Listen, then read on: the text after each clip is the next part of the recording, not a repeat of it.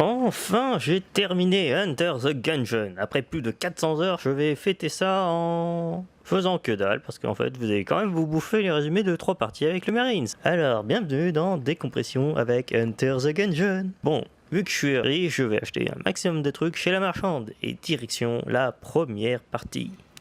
Alors, le premier étage. Alors, pour commencer, le Marines poursuivit et dégomma une clé vivante. Une deuxième clé vivante. C'est vachement généreux pour un début de partie. Boum.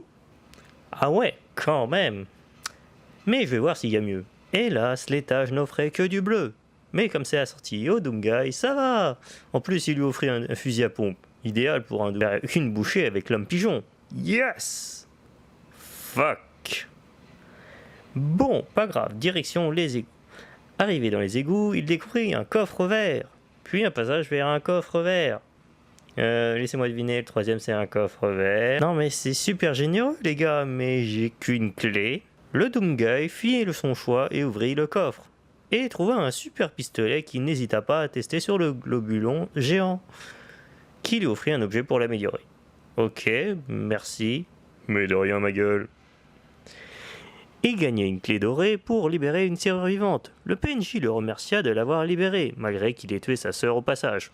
Je regrette que dalle. Le PNJ était un marchand qui lui offrirait plein de trucs en échange de clés. Connard. Arrivé au deuxième étage, il se trouva de nouveau sur plein de coffres verts. Mais zéro clé. Vous vous foutez de ma gueule? J'ai dézingué tout l'étage, coup d'explosif et j'ai même pas une clé. Ah bah quand même.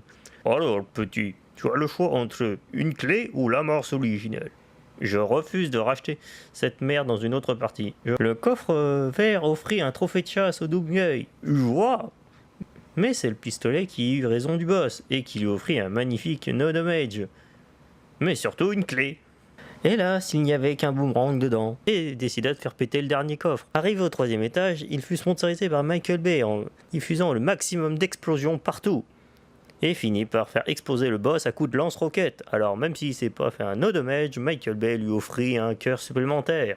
Merci mec. Mais de rien ma gueule. Arrivé au quatrième étage, le Doomguy fit une crise existentielle et décida de devenir facteur. Sauf que les colis explosifs c'est pas très Charlie, alors il décida de devenir vendeur de t-shirts. Puis il retrouva son ami la serrure vivante et décida de lui acheter un bébé mimique. Maman. Papa. Boy. Ensemble ils traversèrent le pont invisible et récupérèrent leur casque. Puis affrontèrent le haut prêtre à coups d'arbalète. Arrivé au cinquième étage, le Doomguy continua à vendre des t-shirts, puis en eut marre et décida de taser tout le monde et de leur faire péter la gueule, jusqu'à trouver la forgeronne. Joie.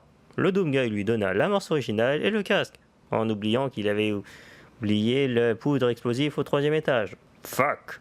Avant d'affronter le dragon, il dut faire un choix, soit de la vie, soit une Gatling. Il affronta le dragon et le fit péter son cœur à coups de Gatling. Joie. Bref, il remonta dans le temps et direction la deuxième partie.